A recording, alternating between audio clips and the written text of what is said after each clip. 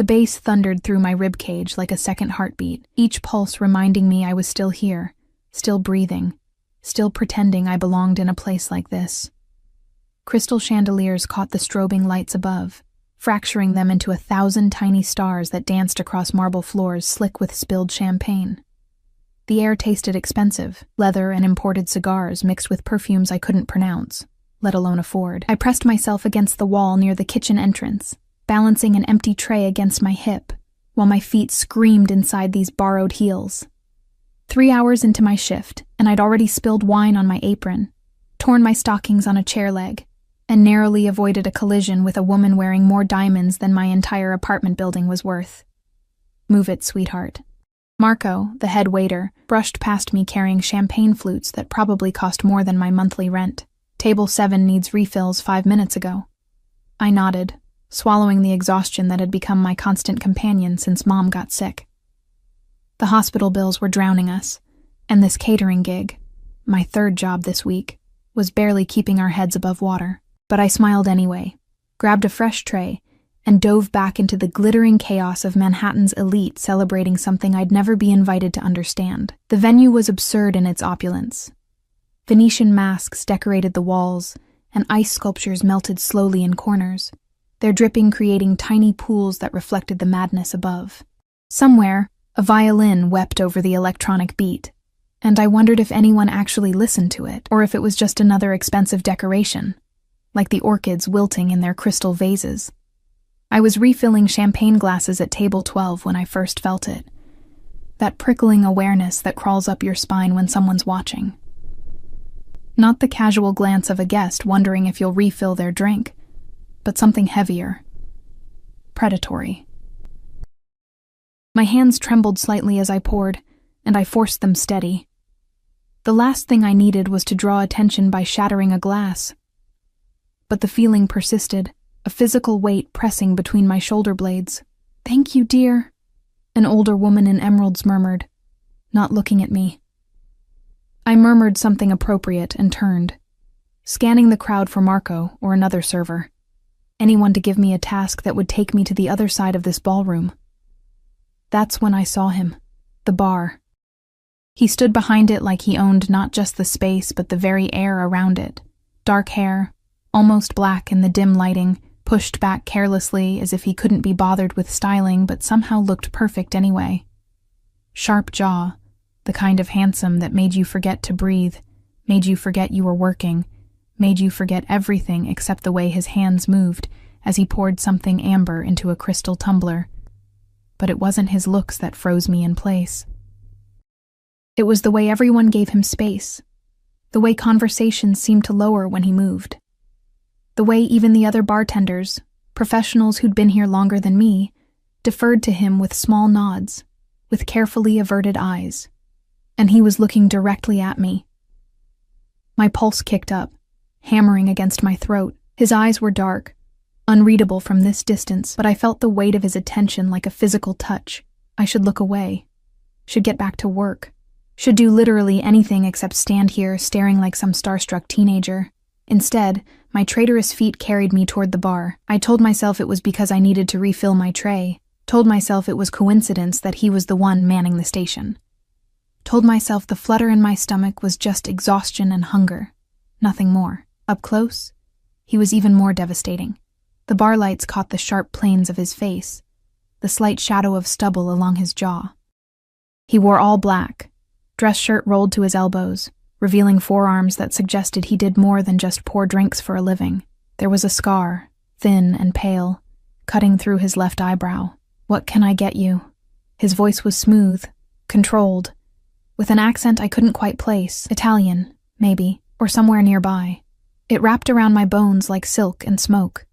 My voice came out embarrassingly breathy. I cleared my throat, lifted my tray with hands that suddenly felt clumsy. "Just refills. Whatever's popular tonight." One dark eyebrow rose, and the corner of his mouth curved into something that wasn't quite a smile. "Everything's popular when it's free." He moved with efficiency, filling glasses with practiced ease, but I noticed how his attention never fully left me, how his eyes tracked my movements when I shifted my weight, when I tucked a strand of hair behind my ear. First time working this venue? He asked, his tone conversational. But there was something else underneath, something that felt like assessment. Yes, I'm with the catering company. I gestured vaguely at my uniform, already regretting the wine stain on my apron. Next to his crisp perfection, I felt like a disaster. You? Something like that.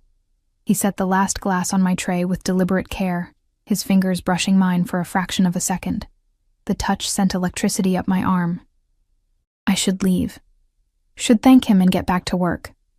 But standing here, in this small bubble of space where the music felt distant and the crowd seemed to blur at the edges, I felt something I hadn't felt in months.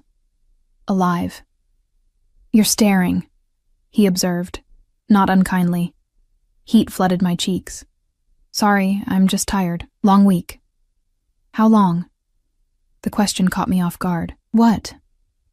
How long has it been a long week? His eyes held mine, genuinely curious, and I had the strangest sensation that he actually wanted to know, that my answer mattered. 6 months, I admitted before I could stop myself. Since my mom got sick, since everything became hospital visits and medical bills and jobs like this where I'm invisible to everyone except when they need something. Why was I telling him this? I didn't know his name. Didn't know anything about him except that he poured drinks and looked at me like I was the only person in this overcrowded room. Something shifted in his expression.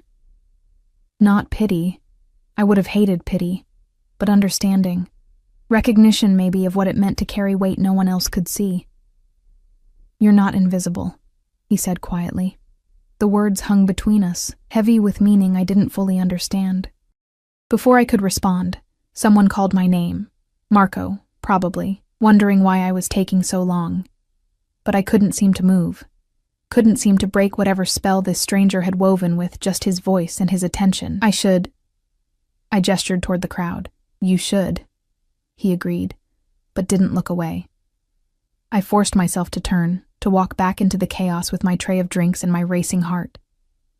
But I could feel him watching, could feel the weight of his gaze following me across the ballroom like a physical touch. The rest of the shift passed in a blur. I served drinks, cleared plates, smiled until my face hurt. But I was hyper-aware of the bar, of the dark-haired bartender who seemed to track my movements even when I wasn't looking. Twice more I had to return for refills, and each time our fingers brushed. Accidentally, I told myself, though some part of me recognized the lie. It was past midnight when the crowd finally began to thin. My feet were bleeding inside my shoes, and my arms ached from carrying trays. But there was a strange electricity humming under my skin, a recklessness I didn't recognize but couldn't quite shake. The ballroom was nearly empty when I made my final trip to the bar. Most of the staff had already left, and the cleanup crew was starting to stack chairs and sweep up the glittering debris of a night I'd never be able to afford. He was still there, wiping down the counter with methodical precision. In the dimmer light, with the music silenced and the crowd gone, he looked even more dangerous, like something wild that had been temporarily caged but hadn't forgotten what it was. Last call? I asked, setting my empty tray on the bar, his hands stilled. When he looked up, there was something in his expression that made my breath catch. Hunger, maybe. Or recognition of something he saw in me that I didn't know how to name. Should be, he said, but I'm willing to make an exception. I should leave. Should thank him for his help tonight and walk away. Should go home to my tiny apartment and my sleeping mother and forget this entire evening ever happened. Instead, I leaned against the bar, close enough to smell his cologne, something dark and expensive that made me think of shadowed rooms and secrets whispered in the dark. I don't usually do this, I said, the words tumbling out before I could stop them. Before I could remember all the reasons this was a terrible idea. But tonight I just want to feel something that isn't exhaustion or fear or failure. His expression shifted, darkened. Careful what you ask for. I'm always careful. I laughed, but it sounded hollow even to my own ears. I'm so careful that I'm disappearing. So careful that I can't remember the last time I did something just because I wanted to, not because I had to. He moved closer, coming around the bar with the fluid grace of a predator. Up close, I could see the flecks of gold in his dark eyes, could feel the heat radiating from his body. What do you want? He asked, his voice dropping to something low and dangerous. My heart was hammering so hard I was sure he could hear it. This was insane. I didn't know him. Didn't know his name or anything about him except that he made me feel reckless and alive and terrified all at once. But when would I get another chance? When would I ever feel this way again? Like I was standing on the edge of something vast and unknowable, something that could either destroy me or save me. Kiss me, I whispered, the words barely audible over the sound of my own pulse. Then, gathering courage I didn't know I possessed, I looked directly into his eyes and added, "Kiss me like you mean it." For a moment he didn't move, didn't breathe. The air between us grew so charged I could taste it, electric and dangerous and impossible. Then his hand came up, fingers curling around the back of my neck, with a possessiveness that should have frightened me, but instead sent heat flooding through my entire body. His thumb traced my jaw, tilting my face up toward his. "You have no idea what you're asking for," he murmured, his lips a breath away from mine. "Then show me," I challenged. His kiss was nothing like I'd imagined. It wasn't gentle or sweet or tentative. It was consuming, devastating. The kind of kiss that rewrote everything I thought I knew about desire. His mouth claimed mine with an authority that made my knees weak, made every thought scatter except the feeling of his hands in my hair, his body pressed against mine, his breath becoming my breath. I made a sound, something desperate and needy, and felt him respond, deepening the kiss until I forgot where I ended, and he began. Forgot the empty ballroom, the cleaning crew probably staring, the thousand reasons this was a mistake. All I knew was that I was drowning and didn't want to be saved. When he finally pulled back, I was trembling. His eyes had gone nearly black, and there was something fierce in his expression that should have terrified me. "What's your name?" he asked, his voice rough. "Elena," I managed. "Elena Morrison." "Elena." The way he said it felt like a claim. Like he was memorizing it, filing it away somewhere important. "Hey," Marco's voice shattered the moment like a gunshot. "Morrison, what the hell do you think you're doing?" I jerked back, reality crashing over me in a cold wave. My supervisor stood in the doorway, face red with fury, and I suddenly remembered exactly where I was, what I'd done. "I'm sorry," I stammered, grabbing my tray with shaking hands. "I was just getting fired," Marco snapped. "Get your things and get out." Now. The bottom dropped out of my stomach. I couldn't lose this job, couldn't afford to lose any job, not with Mom's medical bills piling up, not with rent due next week. "Please," I started, but Marco was already turning away. I looked back at the bartender, at the stranger whose name I didn't even know, and found him watching me with an expression I couldn't read. There was something calculating in his gaze now, something that made me remember all the ways I'd noticed he was different, dangerous. "I'm sorry," I whispered again, though I wasn't sure who I was apologizing to. Then I ran. I grabbed my coat from the staff room, ignoring the curious stares from the other workers. My hands shook as I fumbled with the buttons, as I pushed through the service exit into the cold November night. The alley behind the venue was dark, lit only by a single flickering streetlight. The temperature had dropped, and I hadn't dressed for the cold. Steam rose from a nearby grate, and somewhere in the distance, sirens wailed. I leaned against the brick wall, trying to catch my breath, trying to process what had just happened. I'd kissed a stranger, lost my job, made a complete fool of myself in front of... The service door opened behind me. I turned, expecting Marco with my final paycheck and another lecture. Instead, the bartender stepped into the alley, his movements fluid and purposeful. In the harsh light, I could see details I'd missed before. The expensive watch on his wrist, the way his clothes fit too perfectly to be anything but custom-made, the small bulge under his jacket that looked suspiciously like... No. I was being paranoid. "You followed me," I said, trying to sound brave instead of terrified and exhilarated and confused all at once. "I did." He moved closer, and I noticed for the first time that he walked like someone who expected the world to move out of his way. "You left before I could finish." "Finish what?" "Telling you my name." Another step. "Making you an offer." My back hit the wall. What kind of offer? His smile was slow, dangerous, the kind that changes everything. I should have run. Every instinct I possessed screamed at me to turn and disappear into the Manhattan night, to put as much distance as possible between myself and this man who looked at me like I was something he'd already decided to possess. But I didn't move. Maybe it was exhaustion, maybe it was desperation, or maybe it was the way his presence seemed to fill the entire alley, making the cold November air feel charged and alive in a way that terrified and thrilled me in equal measure. "I don't even know your name," I said, hating how my voice trembled. "Dante." He stopped just close enough that I could smell his cologne again, cedar and smoke and something darker.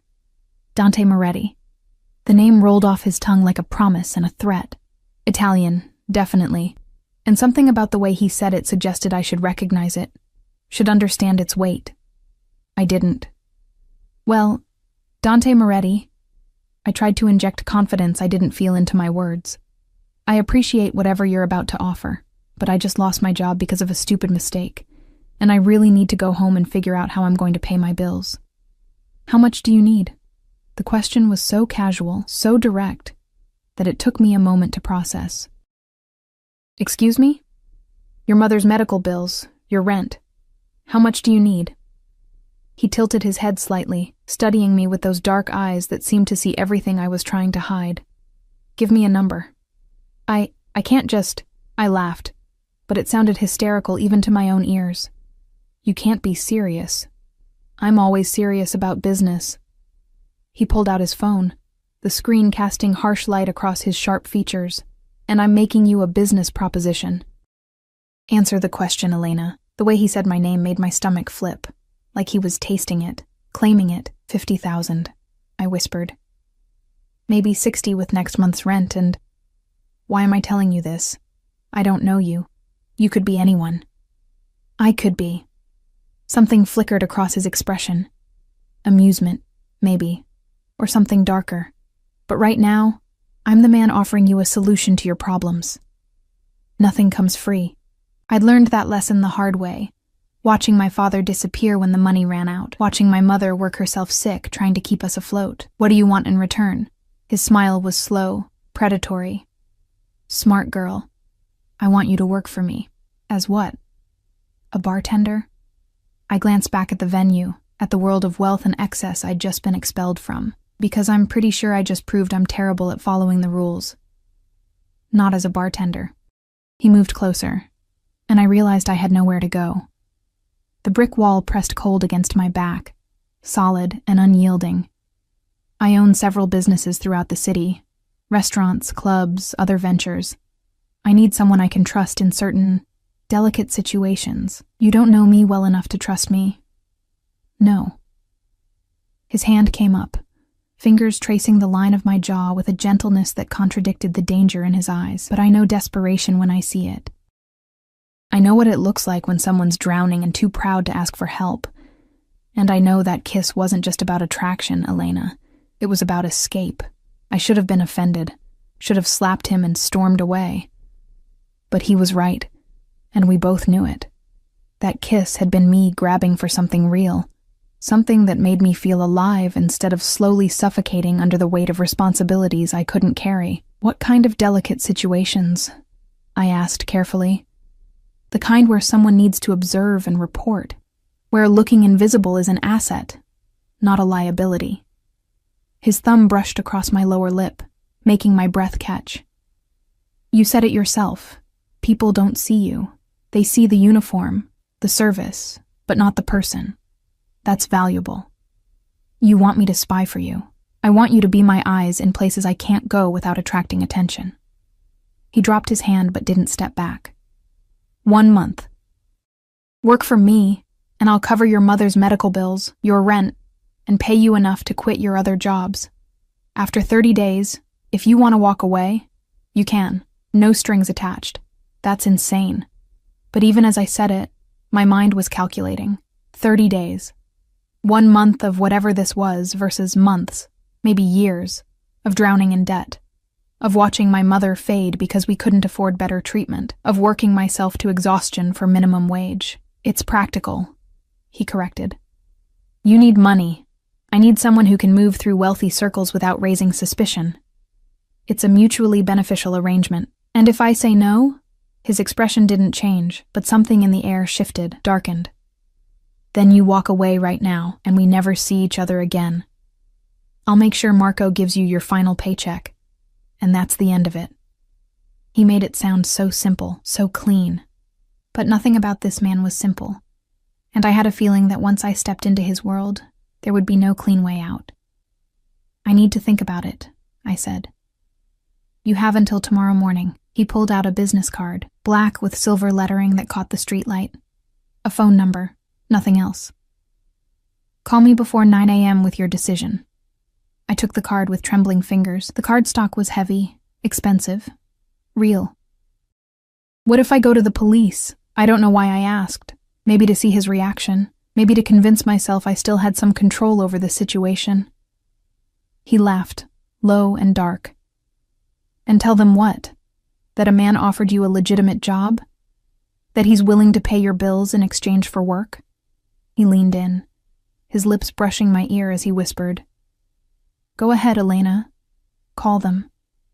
See what happens when you try to explain that kiss. Heat and cold warred through my body. He was right.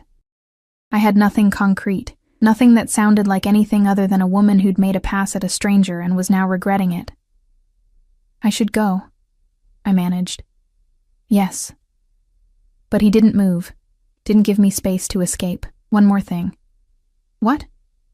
Don't look into me. Don't Google my name. Don't try to find out who I am or what I do. His hand cupped my face, tilting it up so I had to meet his eyes.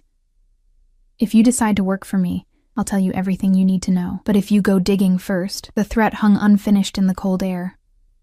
Why? Because some things, once you know them, you can't unknow. And I'd rather you made this decision with a clear head, not clouded by fear or prejudice. That should have terrified me, should have sent me running into the night without looking back. Instead, I found myself nodding, mesmerized by the intensity in his dark eyes, by the way his thumb traced circles on my cheekbone like I was something precious he was afraid might break. Tomorrow, I whispered. I'll call tomorrow. Good girl. He released me, stepping back and leaving me cold without his warmth. Go home, Elena. Lock your doors. And think carefully about what you really want. Then he was gone, disappearing back through the service entrance before I could form another word. I stood alone in the alley, clutching a black business card and trying to remember how to breathe normally. The subway ride home was a blur. I sat in the harsh fluorescent lighting, surrounded by late-night commuters and the smell of garbage and humanity, turning that card over and over in my hands. No name, no address. Just a phone number and the weight of a decision that felt impossibly huge. My apartment was dark when I finally climbed the 3 flights of stairs. I could hear Mrs. Chen's television through the thin walls, could smell curry from the Patel's unit, home. My tiny, cramped, falling-apart home that I could barely afford. Mom was asleep in her room, her breathing labored even in rest. I stood in her doorway, watching the rise and fall of her chest, counting the pill bottles on her nightstand. 12. 12 different medications that we were rationing because the insurance only covered half, and we couldn't afford the copays. $60,000 would change everything. Would let her see the specialist at Mount Sinai. Would let me stop working 3 jobs and actually be here when she needed me. Would give us breathing room instead of this constant state of drowning, and all I had to do was work for a man I didn't know. Do things he wouldn't specify, enter a world that clearly operated by rules I didn't understand. I pulled out my phone, fingers hovering over the search bar. Dante Moretti. How many could there be in New York? What would I find if I looked? His warning echoed in my mind, don't look. Don't dig. I closed the browser without searching. Sleep didn't come easily. I lay in my narrow bed, staring at the water stain on the ceiling, remembering the feel of Dante's hands in my hair, his mouth claiming mine like he had every right to it. The way he'd looked at me, not through me like everyone else did, but at me, seeing everything I was trying to hide. He was dangerous.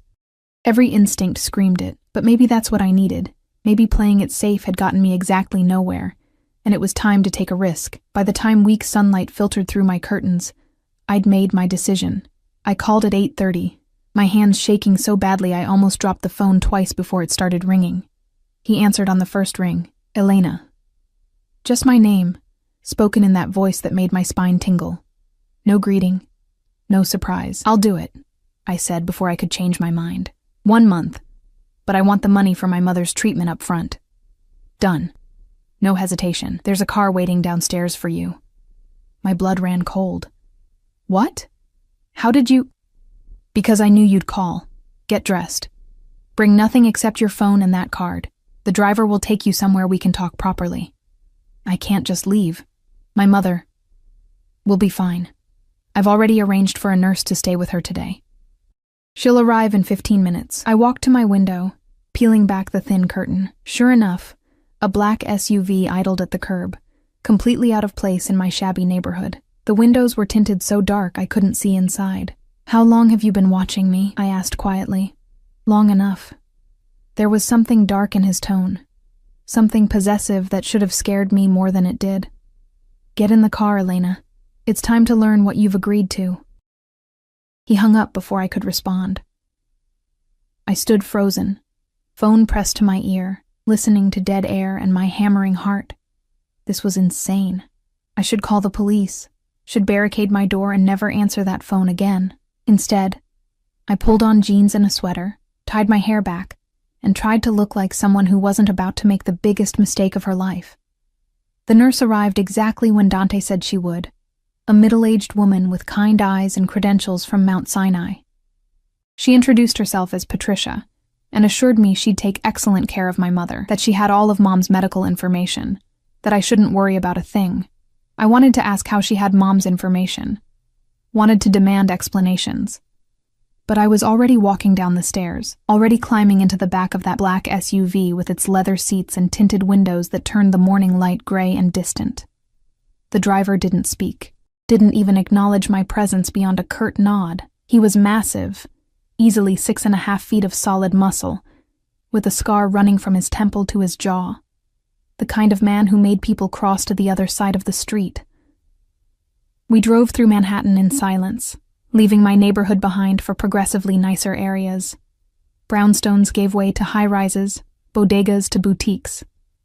The city I knew transformed into one I only saw from the outside, serving drinks at parties I'd never be invited to as a guest. The SUV pulled up to a building in Tribeca, all glass and steel and money. The driver opened my door, gesturing toward the entrance where another man waited. Same build, same dangerous air, different scar. Miss Morrison. This one spoke, his accent thick and Eastern European. Follow me, please. The lobby was marble and modern art, the kind of space that echoed and made you feel small. We bypassed the elevator, heading instead to a private entrance that required a keycard and retinal scan. The doors opened to reveal a private elevator lined in mirrors and dark wood. My reflection stared back at me, pale, underdressed, terrified. What was I doing? I didn't belong here. Didn't belong in Dante's world, whatever that world was. The elevator opened directly into a penthouse apartment that stole my breath. Floor-to-ceiling windows offered views of the city I'd only seen in magazines. The furniture was sparse but clearly expensive, leather and chrome and clean lines. Abstract art hung on exposed brick walls, and I recognized one piece from a documentary I'd watched about stolen paintings worth millions. Elena. Dante's voice came from behind me. I turned to find him standing in a doorway I hadn't noticed, dressed now in a charcoal suit that probably cost more than my annual rent. He looked different in daylight, harder, more angular, undeniably powerful. The bartender's casual charm had been replaced by something sharper, more dangerous. Nice place, I managed, my voice sounding small in the vast space. It serves its purpose. He moved toward me with that same predatory grace, and I noticed details I'd missed last night. The way his jacket was tailored to accommodate something at his hip, the way his eyes constantly tracked exits and windows, the coiled tension in his shoulders that suggested he was always ready for violence. Are you going to tell me what I've agreed to? I asked, proud that my voice didn't shake. Yes. He gestured to a leather sofa. Sit. This conversation requires honesty, and honesty requires comfort. I sat, sinking into cushions that probably cost more than my car. Dante remained standing, and I realized it was a power play. Him looking down at me, controlling the space and the conversation. I'm not just a businessman, Elena. I'm sure you've figured that out by now. You're a criminal. It should have been a question, but we both knew it wasn't. I'm a businessman who operates outside certain legal constraints, he corrected with a slight smile. My family has controlled certain territories in this city for 3 generations. We provide services, protection, transportation, financial arrangements for people who can't or won't use traditional channels. You're in the Mafia. The word felt ridiculous saying it out loud, like something from a movie, not real life. That's a crude term, but essentially accurate. He moved to a bar cart, pouring amber liquid into 2 glasses without asking if I wanted any. The Moretti family has deep roots in New York. We have our hands in legitimate businesses, restaurants, construction, waste management, but we also handle matters that require discretion. He handed me a glass. I took it with trembling fingers but didn't drink. And you want me to spy for you? On who? Other criminals? On everyone. He sat across from me, close enough that our knees almost touched.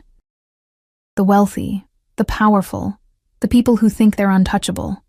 They talk freely around service staff, never imagining that the waitress or the coat check girl might be reporting back to someone who knows how to use information.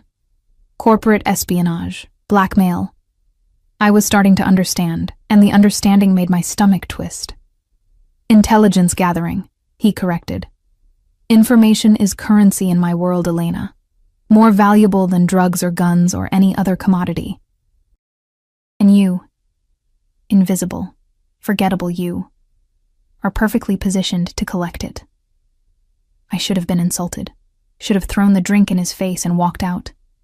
But he was right. I was invisible, always had been, and maybe it was time that invisibility became useful. The medical bills, I said quietly. You'll really pay them, up front? Before you leave today, your mother's account will show a 0 balance. I've also arranged for her to see Dr. Chen at Mount Sinai, the best pulmonologist in the city. Her appointment is next week. He leaned forward, his eyes intense.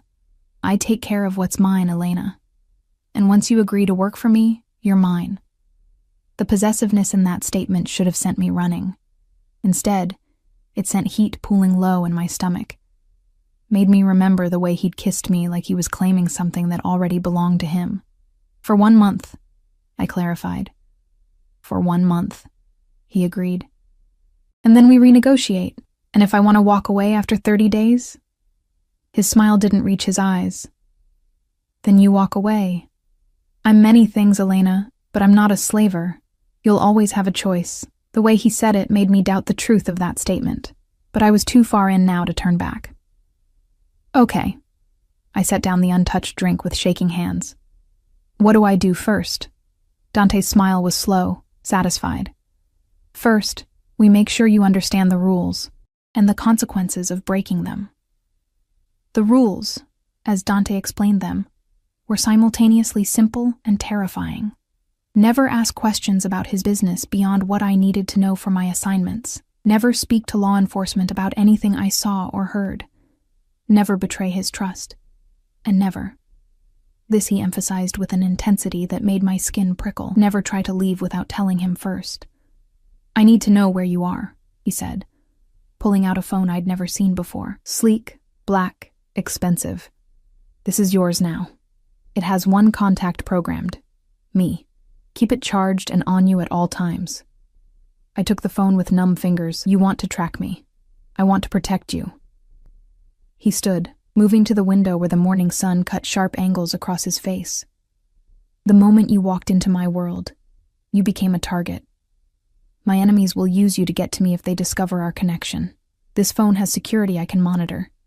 GPS I can track. It keeps you safe. Or keeps me on a leash, I muttered.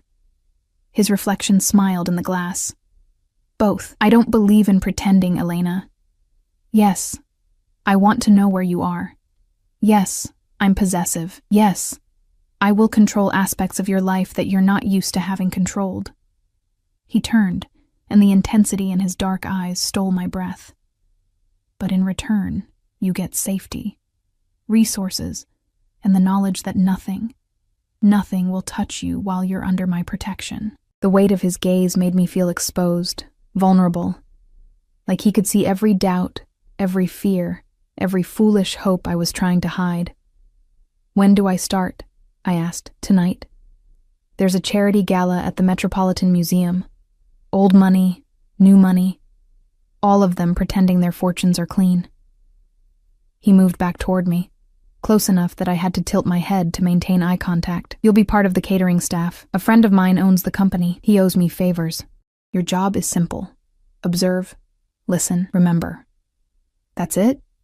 Just listen? For now. His hand came up, tucking a strand of hair behind my ear with a gentleness that contradicted everything else about him. Later, when you understand how this world works, I'll ask for more. But tonight, I just need your eyes and ears. His touch lingered, fingers trailing down my neck to rest against my racing pulse. I should step back, should establish boundaries. But my body refused to cooperate. Drawn to his heat despite every logical reason to run. There's something else, he said quietly. People will assume things about our relationship. Let them. The more they think you're just another woman warming my bed, the less threatening you appear. Heat flooded my face. You want people to think we're sleeping together? I want people to underestimate you. His thumb traced circles on my throat, and I hated how my breath hitched at the contact. A pretty distraction is invisible in a different way. They'll dismiss you as irrelevant, just another piece of decoration, and while they're dismissing you, you'll be gathering everything I need. And are we? The question escaped before I could stop it. Sleeping together, I mean. His smile was dark, dangerous. Do you want to be? Yes. No. I didn't know. My body responded to him in ways that terrified me, drawn to the danger and power he radiated like a moth to flame. But letting this become physical would complicate everything, would blur lines that needed to stay clear. I want to understand the rules, I said carefully. The rules are whatever we decide they are. He released me, stepping back and leaving me cold. I won't force anything you don't want, Elena. But I also won't pretend I don't want you. That kiss last night wasn't just for show, and we both know it. My phone, my real phone, buzzed in my pocket. Mom. I pulled it out, seeing her name flash across the screen, and reality crashed back over me. This wasn't a romance. This was business, a transaction. 1 month of my service in exchange for her life. I need to check on my mother, I said. Patricia is with her. She's fine. But Dante gestured toward a hallway. Take the call in the guest room if you need privacy. Second door on the left. I fled, grateful for the escape, and found myself in a bedroom that was bigger than my entire apartment. Minimalist furniture, more abstract art, windows offering views that made my head spin. I answered the call with shaking hands. Elena? Honey, there's a woman here. She says you hired her. I did, Mom. The lie came easier than it should have. It's just for today. I have an interview for a better job, and I didn't want you to be alone. But sweetheart, we can't afford. It's taken care of. I stared out at the city below, at the lives being lived in those buildings, wondering how many were as complicated as mine had suddenly become. Don't worry about money. Just let Patricia help you, okay? She's a professional. We talked for a few more minutes, Mom's voice weak but hopeful, and guilt twisted through my chest like a knife. She had no idea what I'd agreed to, no idea that her daughter was now working for a man who'd just casually admitted to being in the Mafia. When I returned to the living room, Dante was on his phone, speaking rapid Italian to someone. He switched to English when he saw me, wrapping up the conversation with clipped efficiency. Your mother? He asked. Confused, but okay. I slipped my old phone back into my pocket. She wanted to know how we could afford a private nurse. And what did you tell her? That I got a better job. I met his eyes. Which isn't exactly a lie. No. His expression was unreadable. It's not. though I doubt she'd approve of the employer. She doesn't need to know. The words tasted bitter, but they were true. The less Mom knew, the safer she was. The less she could be used against me, or against Dante. Smart. He checked his watch, and I noticed the subtle bulge under his jacket again. Definitely a gun. Marcus will take you home. Get some rest. Address will be delivered to your apartment by 4. Wear it tonight. Marcus will pick you up at 6:30. That's it? I just go home and wait? Unless you'd prefer to stay? The suggestion hung in the air between us, heavy with implications. I have work to handle this afternoon, but you're welcome to remain here. Explore. Make yourself comfortable. The offer was tempting. This penthouse was warm and safe, and so far removed from my cramped apartment with its thin walls and broken heater. But staying felt like crossing a line I wasn't ready to cross. I should go, I said. Mom will worry if I'm gone too long. Something flickered across his expression. Disappointment, maybe, or approval that I'd chosen the sensible option. As you wish. Marcus was waiting by the elevator, his massive frame somehow both threatening and reassuring. The ride down was silent, and I was grateful for it. My mind was spinning, trying to process everything that had happened in less than 12 hours. Last night, I'd been a struggling waitress. This morning, I was... What? A spy? An informant? Something without a name that operated in shadows and moral gray areas I'd never had to navigate before. The drive back to my neighborhood felt like traveling between worlds. Tribeca's gleaming towers gave way to my shabby corner of the city, where trash piled on curbs and the buildings looked tired. Marcus pulled up to my building, and for a moment I just sat there, trying to reconcile these two realities. Miss Morrison. His accent was thick, but his English was clear. Dante wants you to know. You are protected now. Anyone bothers you, you call. Understand? I nodded mutely, and he handed me a card identical to the one Dante had given me last night. My number is programmed in your new phone. Emergency contact. Thank you, I managed. His expression softened slightly. He is good man. Hard, yes. Dangerous, yes. But he protects what is his. You are safe with him. I wasn't sure if that was meant to be reassuring or a warning. Patricia was still with Mom when I returned, and I found them chatting like old friends. Mom looked better than she had in weeks.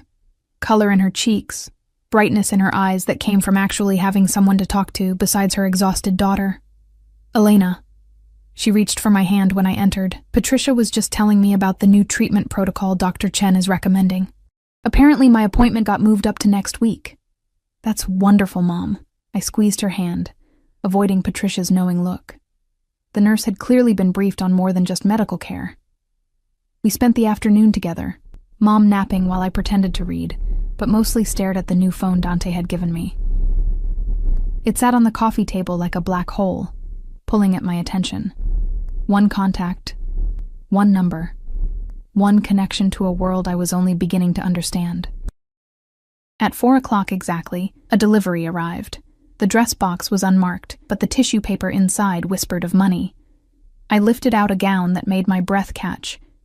Deep emerald silk that pooled like water, elegant and sophisticated, and completely unlike anything I'd ever owned. There were shoes too, jewelry. Everything I'd need to look like I belonged in that world of wealth and excess. I tried it on in my tiny bedroom, barely able to turn around without knocking into furniture. The dress fit perfectly. Of course it did. Dante had probably taken one look at me and known my exact measurements, filed the information away with everything else he observed and cataloged and used. The woman staring back at me from the cracked mirror didn't look like Elena Morrison, struggling waitress and exhausted daughter. She looked like someone who belonged in penthouses and private elevators, someone who could move through Dante's world without raising suspicion.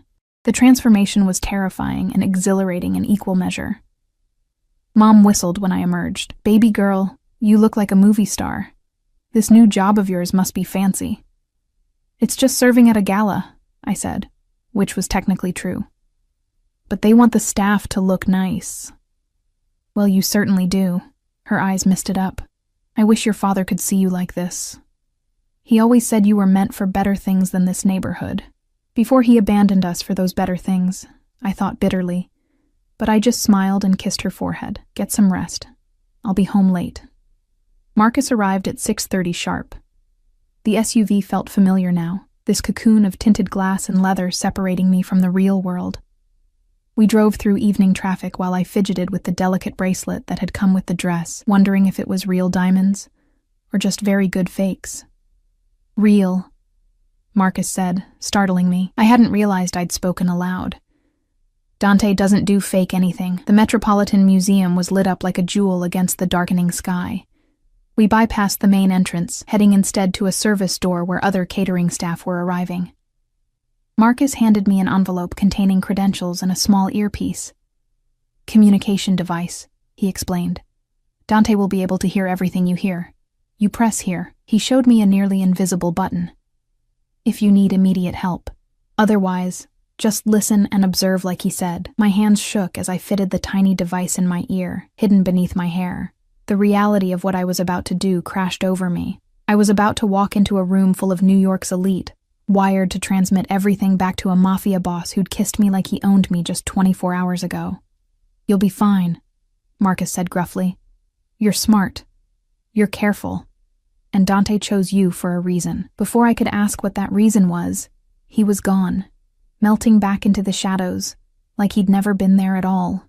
I took a deep breath, squared my shoulders, and walked into my new life. The museum's great hall had been transformed into something from a dream or a nightmare, depending on your perspective.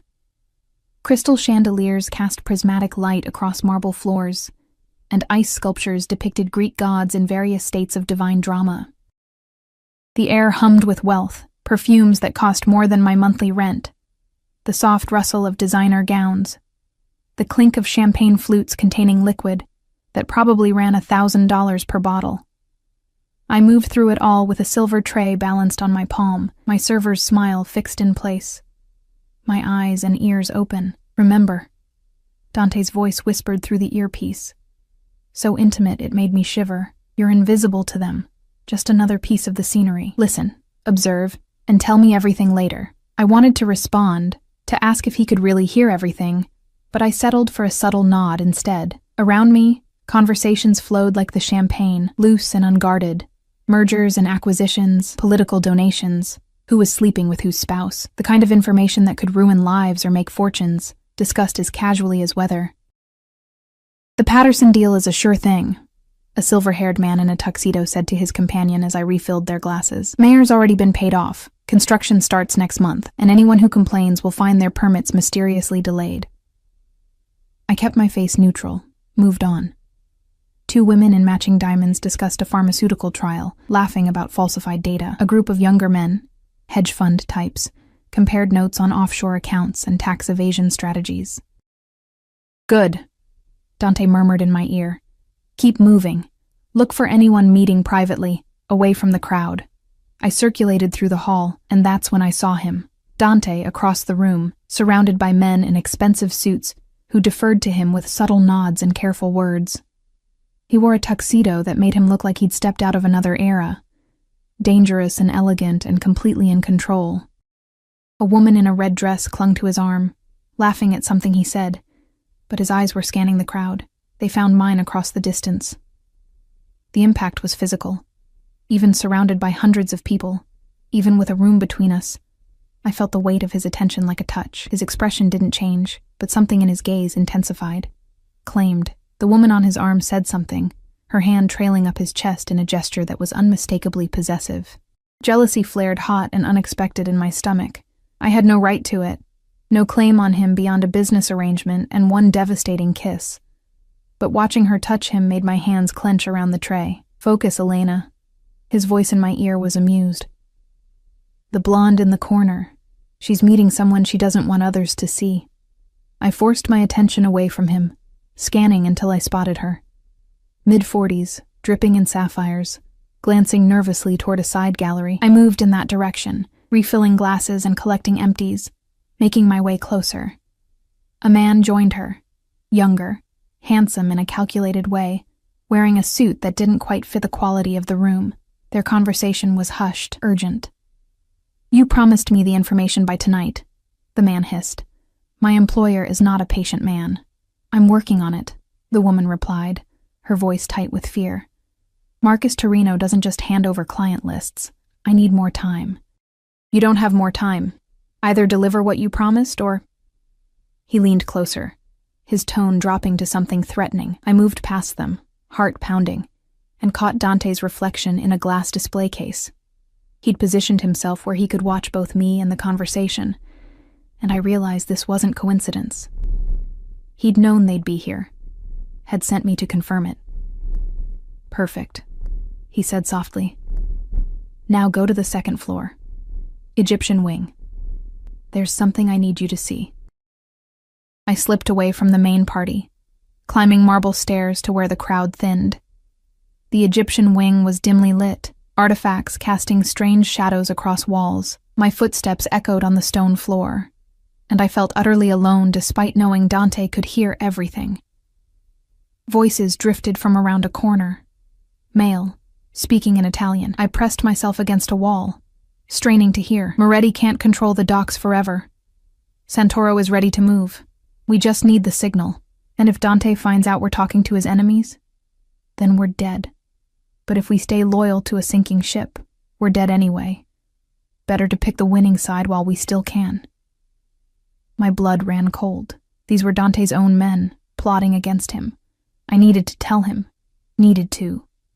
A hand clamped over my mouth. I tried to scream, but the sound died against a palm that smelled of leather and gunpowder. My tray clattered to the floor, champagne glasses shattering in an explosion of crystal and liquid that echoed through the gallery. Well, well, a voice breathed against my ear. Not Dante. Someone else. What do we have here? One of Moretti's little birds? I thrashed, but he was stronger, dragging me backward into shadows. Panic clawed up my throat. Through the earpiece, I could hear Dante speaking rapidly in Italian, his voice sharp with an emotion I couldn't name. Elena. His voice cut through my terror. The button. Press the button now. I fumbled for the hidden panic button Marcus had shown me, finally finding it. Pressed. The man holding me cursed as footsteps thundered from multiple directions. He shoved me hard, and I stumbled, catching myself on a display case. By the time I'd regained my balance, he was gone, melted into the shadows like smoke. Marcus materialized first, gun drawn, his massive frame blocking me from view. Then Dante, moving with deadly purpose, his expression more terrifying than anything I'd ever seen. The elegant businessman was gone. This was the man who controlled criminal empires, who inspired fear in men who traded violence like currency. Where? He demanded. I pointed toward the corridor where my attacker had disappeared. Marcus and two other men vanished in pursuit, while Dante pulled me against him, one hand fisting in my hair, the other running over my body checking for injuries. Are you hurt? His voice was rough, barely controlled. No. I'm fine, but Dante, I heard everything. He pulled back enough to look at my face, his eyes blazing with something between fury and fear. You did well. But this ends now. What do you mean? I mean, you're not going back down there. I mean, this was a mistake. His jaw clenched. I should never have put you in danger. I'm fine, I insisted, but my hands were shaking. And I got you information. Isn't that what you wanted? Not at the cost of your safety. He cupped my face, thumbs brushing away tears I hadn't realized I'd shed. Elena, if something had happened to you... He didn't finish the sentence, didn't need to. The raw emotion in his expression said everything. Marcus returned, slightly out of breath. He got away, had a car waiting. But we got a partial plate. Dante's expression shuddered, the vulnerability vanishing behind cold calculation. Find him. And find the two having that conversation. I want everyone involved in this room in my office by midnight. Boss? Marcus hesitated. The woman. She's connected to Senator. I don't care if she's connected to the Pope himself. She conspired against my family. Handle it. He turned back to me, his voice softening. Come, we're leaving. But the party is no longer your concern. He guided me toward a private exit, his hand possessive on my lower back. You've done more than enough for one night. The SUV was waiting, and Dante bundled me inside before climbing in after me. The door hadn't even closed before he had his phone out, issuing orders in rapid Italian. We pulled away from the museum as emergency vehicles arrived. Police, ambulances. Though I hadn't seen anyone injured. What did you tell them? I asked. That there was a medical emergency requiring evacuation of part of the venue. Enough to justify clearing witnesses without raising too many questions. He pocketed his phone, his attention finally fully on me. You're trembling. Someone tried to grab me. I think I'm allowed to tremble. You are. His hand found mine in the darkness, fingers interlacing with a gentleness that contrasted sharply with the violence I'd just witnessed. And you handled it perfectly. The information you gathered tonight is invaluable. About your men planning to betray you? About my men revealing themselves as traitors, yes. Also about the woman trying to steal from Marcus Torino. He's a legitimate businessman I've been protecting. And about the pharmaceutical fraud that's going to make headlines when I forward that information to the right journalist. His smile was cold. One night, Elena, and you've given me everything I need to clean house and strengthen alliances. I should have felt proud.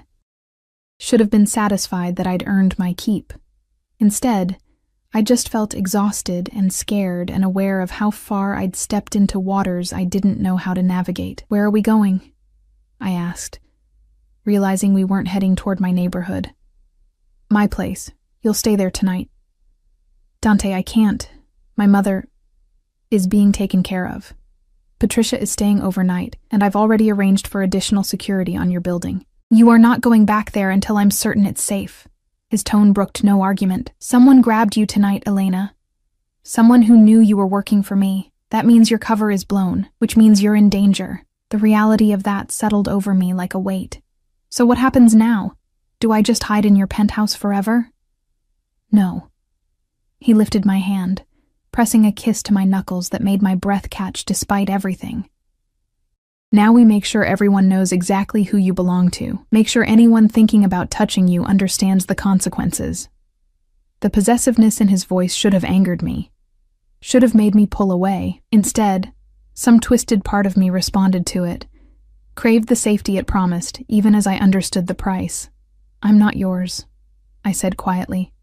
This is business, remember? His laugh was dark. Keep telling yourself that, Beleza. But we both know that stopped being true the moment you asked me to kiss you like I meant it. I wanted to argue, wanted to establish boundaries and remind him of our agreement, but when he pulled me against his side, wrapping his arm around me like I was something precious he needed to protect, I let him. Because tonight I'd been scared and alone and vulnerable, and being held felt better than being brave. The penthouse was dark when we arrived, lit only by the city lights streaming through those massive windows. Dante guided me to the couch, poured 2 glasses of something amber, and sat close enough that our thighs touched. Drink, he ordered gently. I obeyed, the whiskey burning down my throat and pooling warm in my stomach. We sat in silence for a moment, and I studied him in the low light, the sharp lines of his profile, the tension in his shoulders that suggested he was still ready for violence. You were scared for me, I said finally. When that man grabbed me, I could hear it in your voice. Yes. No deflection. No pretense. Why? I'm nobody. You're not nobody. He turned to face me, and the intensity in his dark eyes stole my breath. You're brave and smart and stronger than you know, and in one day, you've become more important to me than you should be.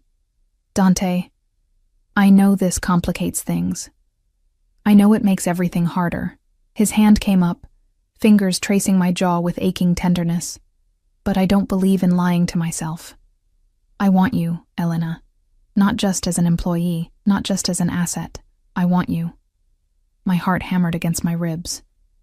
This is a bad idea. The worst, he agreed. I should maintain professional distance. Absolutely. We should establish clear boundaries. Without question. So, why are you looking at me like that? His smile was slow, dangerous. Because despite all the logical reasons this is a terrible idea, you're looking at me the same way. He was right. God help me. He was right. I was looking at him like I wanted him to kiss me again, to make me forget everything except the feel of his hands and the taste of his mouth. 1 month, I whispered. That was the deal. Then let's not waste it. He leaned in, his lips brushing mine with devastating gentleness. Tell me no, Elena. Tell me to stop, and I will. But if you say yes, what happens if I say yes? Then you're mine. Completely. And I protect what's mine with everything I have. I should have said no. Should have walked away. Should have done 1,000 things that weren't kissing him back with desperate hunger, climbing into his lap, losing myself in the taste of whiskey and danger and desire, but I didn't. Instead, I whispered yes against his lips and let myself fall. The next 3 weeks blurred together in a haze of danger and desire that redefined everything I thought I knew about myself. Dante was true to his word, obsessively, possessively true. He paid Mom's medical bills in full, got her the appointment with Dr. Chen, who prescribed a new treatment protocol that had her breathing easier within days. Arranged for Patricia to visit 3 times a week, giving Mom companionship and professional care that transformed her from a woman slowly fading to someone who laughed again, who talked about future plans instead of just surviving each day.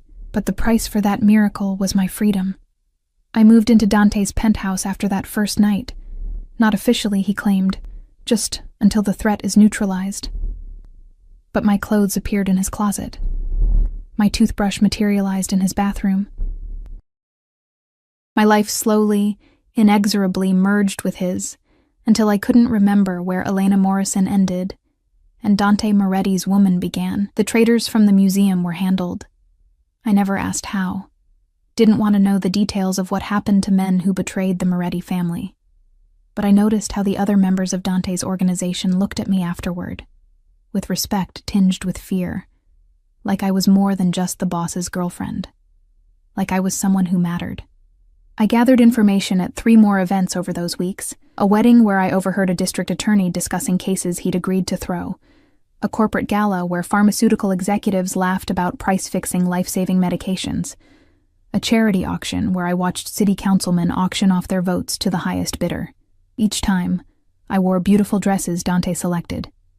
Each time, Marcus drove me and watched from the shadows. Each time, Dante listened through that tiny earpiece, his voice a constant presence guiding me through dangerous waters. And each night I came home to him, to hands that knew exactly how to take me apart and put me back together, to kisses that felt like claiming and surrender all at once, to whispered Italian endearments I didn't fully understand but felt in my bones. Ti voglio, he'd murmur against my skin. Sei mia, mine. I was his. And the terrifying part was how much I wanted to be. But reality has a way of intruding on even the most beautiful illusions. It was Marcus who finally told me the truth, 3.5 weeks into my arrangement with Dante. We were in the SUV, driving back from a morning visit with Mom, when he said quietly, "You should know what you're really involved in." I looked up from my phone, the one Dante had given me, which I'd stopped resenting and started depending on. "What do you mean?" "The man who grabbed you at the museum. We found him." My blood ran cold. "And?" "He worked for the Santoro family. They've been trying to move in on Moretti territory for months. The grab was a message. They know Dante cares about you, and they're willing to use that against him." "But it's been weeks. Nothing's happened." Marcus's expression was grim in the rearview mirror, because Dante made an example, sent a message of his own. "But Miss Morrison, you need to understand. You're not just gathering information anymore. You've become a symbol. Proof that Dante Moretti is willing to go to war over someone he considers his." The weight of that settled over me. He never told me. He wouldn't. "He protects you from the worst of it." Marcus hesitated.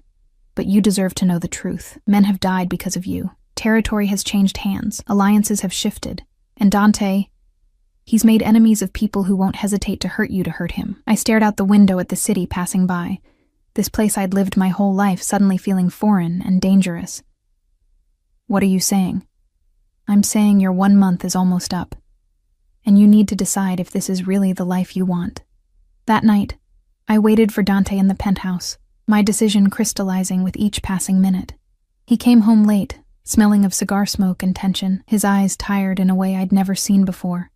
"Bad day?" I asked from my position curled on the couch. "Long day." He shrugged out of his jacket, and I saw the gun holstered at his side, a reminder of the violence that was always just beneath the surface of our life together. 3 meetings, 2 near conflicts, and a shipment that almost got intercepted by the feds, but it's handled. It's always handled with you, isn't it? Something in my tone made him pause. "Elena, what's wrong?" "Marcus told me about the Santoros, about the men who died." I stood, wrapping my arms around myself, "about what I've become in your world." Dante's expression hardened. "I'm going to kill him." "No, you're not," because he was right to tell me. I moved closer, needing to see his face clearly. "You've been protecting me from the truth, making me feel safe while people die because of our connection. Would you have preferred I let you live in fear?" He closed the distance between us, hands gripping my shoulders. "Let you know every threat, every danger, every person who wants to use you against me. I would have preferred honesty. The truth would have destroyed you." His voice was harsh, raw with emotion I rarely heard from him. "You think I don't see how you struggle with what we do? How you hate yourself a little more each time you gather information that ruins someone's life? I've been trying to spare you the worst of it. By lying to me? By protecting you."